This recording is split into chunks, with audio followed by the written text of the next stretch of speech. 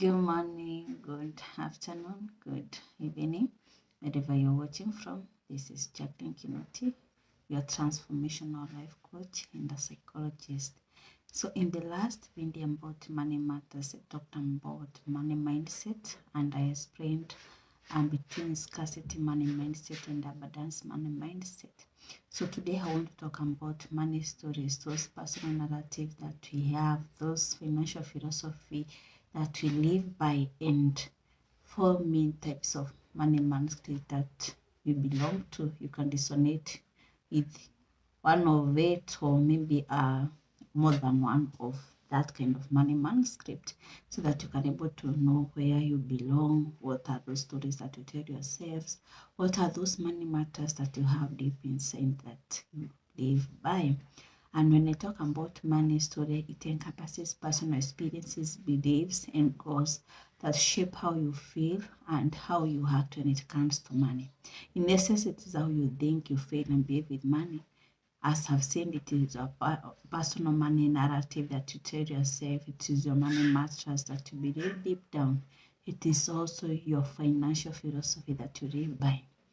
Sometimes we have these money stories that don't serve us. The problem we have is having money stories that don't serve us towards financial abundance or towards gaining financial freedom. And these money stories were formed early in childhood. They have been passed to us down by our parents, maybe how we have been brought up, maybe by the society, by various institutions, or those powerful figures that we look upon to. And these deep-seated beliefs about money, the thoughts and feelings that we believe in, are silently influencing our spending and saving habits and how we manage money. Our financial position today is influenced by the money stories that we have held. And so I'll go straight to 4 main types of money script that we hold, and you can know where you belong. And the first money script is money status. A person with a money status, they seek to link their self-worth with their net worth. They may prioritize to earn this place of wealth, and they may have grown up in the lower economic or lower socioeconomic environment where they gave those people, they viewed those people who came from household with higher standing as people with more money, and therefore they equate the more they have money, the more their self-worth will be uplifted. And most of these people who have this kind of money script, they often spend more than they can afford, and they always financially independent on others because they want to feel good, they want to sustain this status, they want to be seen as people of high self-worth. And so the problem is these people may be guilty of hiding their spending, maybe from their spouses. They may be engaged into gambling so that they can able to sustain this kind of feeling. I usually say that most of things that people go through are because of unmet emotional needs. And because they are not aware of that, they tend to seek external means so that they can able to fill this void that is deep inside them. But one is able to understand, if one is able to understand the need, the unmet need, then they can able to go inward and able to solve it. The next money script is money vigilance. These people are very watchful, they are very concerned about their financial health. They believe in saving, they believe in investing. They don't sit down just to wait for some miracles to happen. They know what it needs to be done so that they can able to get money. And those people in this money script are those people who spend what they can afford. They don't do things to make other people. They don't do things to be seen as health or rich people. They know what it takes to get their financial and under. And the problem with this kind of people, even though they have a greater good side, is that most of them may have money, but they may fail to enjoy that amount because of this anxiety of having to have more than enough or getting enough to sustain them. And the next money manuscript is money worship. Money worshippers believe that money is key to happiness. They feel that the solution to their problems is to have more money. And at the same time, they believe that one can never have enough money. So they find the pursuit of money never quite satisfies them. These are people that think that if I have more money, all my problems are solved.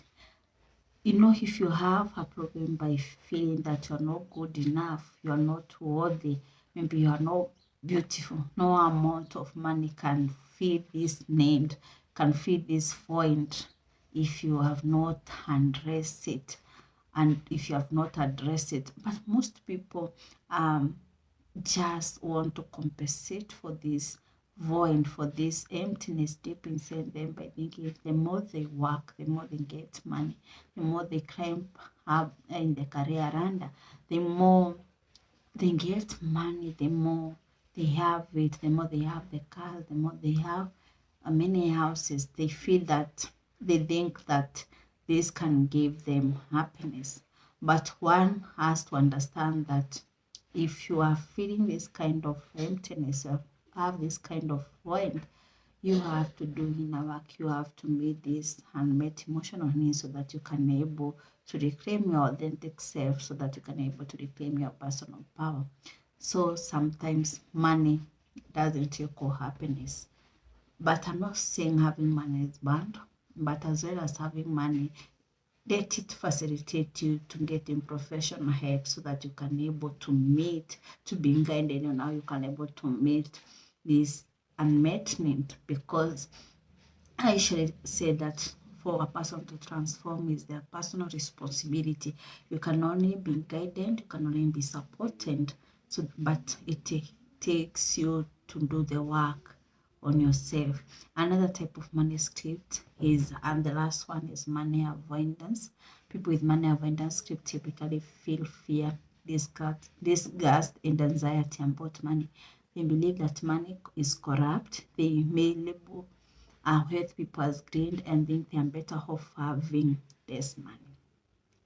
Now, these people who have this kind of money stories or this kind of money script, they're the ones that believe that money is the root of all evil. They believe that rich people are evil.